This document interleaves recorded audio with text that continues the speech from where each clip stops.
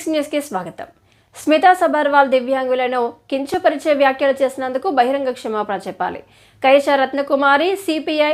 ఎంఎఫ్ఐడబ్ల్యూ మహిళా సమైక్య వికలాంగుల కమ్యూనిటీని కించపరిచిన ఐఏఎస్ స్మితా సబర్వాల్ బహిరంగ క్షమాపణలు చెప్పాలి. అంగవైకల్యం వారి శరీరానికే గాని మనసుకు కాదని, అన్ని అవయవాలు సరిగ్గా ఉన్నా మనకంటే వారే శక్తివంతులని,